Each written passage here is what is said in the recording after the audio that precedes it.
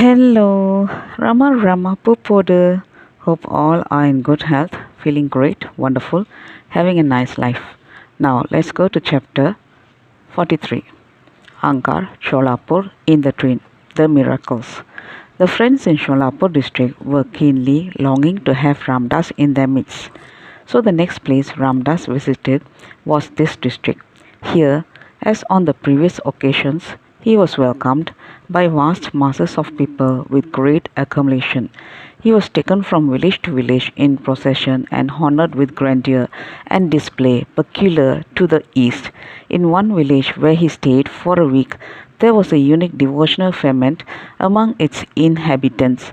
People of all castes and creeds mingled together. Kirtan, bhajan, harikatha, and feast became the order of the day.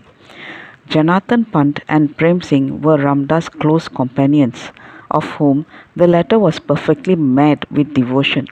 He was for days inebriated so much with divine emotion that he would be often unconscious of his body and surroundings. He spent days and nights dancing and singing God's name. Mothers went into ecstasies at the sight of Ramdas. Govind Joshi's wife would every evening wave round Ramdas her hands containing salt to ward off the evil eye, a custom among the Hindu mothers which they observe in regard to their children.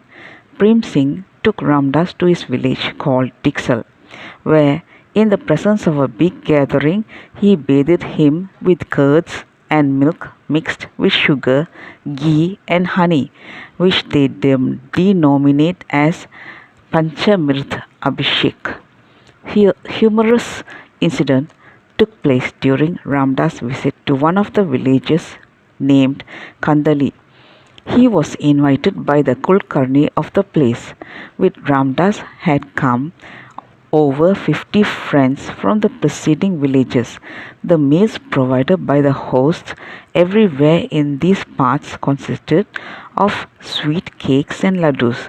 When all the friends assembled some time before the dinner time, Ramdas asked a boy to fetch a few bunches of neem leaves.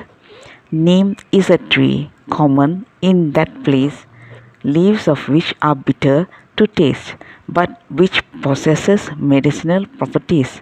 The boy got the leaves. Now Ramdas proposed to the friends to join him in eating these leaves.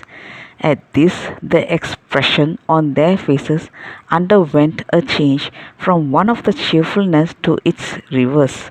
One by one, they slipped away, offering some lame excuse, and so Ramdas alone had to eat his share of leaves. But when the dinner time arrived, the friends all turned up without an exception. Ramdas went round over 30 villages. It was a time of unprecedented enthusiasm, bustle, and joy, both for Ramdas and the villagers. Amongst those who felt a great attraction for Ramdas and sought his constant company was the young lad Maruti, who had been mentioned in the early part of this narrative. In Angar, Ramdas had to stay for 8 days before his departure to Kame, a railway station.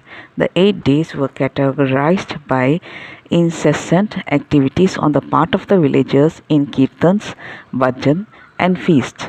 On the last day, Ramdas was taken around all the lanes and streets of the villages in a procession consisting of thousands of people with the music and the country band. The flags and other emblems of the temple were also carried in front of him. The crowd followed up to the outskirts of the village, where Ramdas, taking his final leave, raced on towards the railway station, which lay at a distance of nearly 4 miles from Angar. About 50 villagers followed him. Word was sent in advance to the station master, a devout Brahmin, who was anxious to entertain Ramdas for an hour before the arrival of the train. Ramdas and the party reached the station in the evening. They were led directly to the residence of the station master. He had expected not more than a dozen people with Ramdas and so had prepared meals only for that number. But the number actually exceeded 50. The station master and his people at home grew anxious as to how they could satisfy all the people that came. There was no time for preparing meals again. However, the friends were asked to sit for supper, and strange as it would appear, the food sufficed the whole lot, and there was no deficiency in anything. An old woman of the house came out after the feeding was over, and with hands folded in salutation said, "The glorious ways of God are simply inexplicable. He has worked a miracle in our house."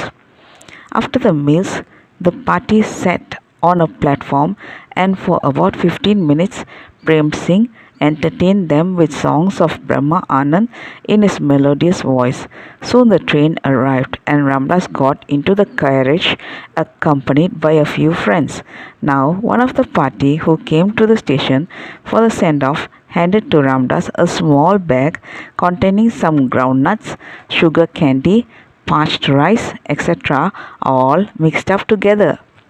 Ramdas, thinking of distributing the eatables as prasad to the friends on the platform, who were now crowded in the door of the compartment occupied by him, took them out by handfuls from the bag and commenced free distribution to the friends.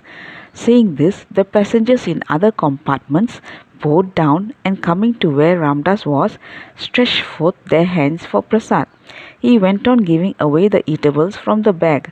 The amazing thing was the bag would never become empty.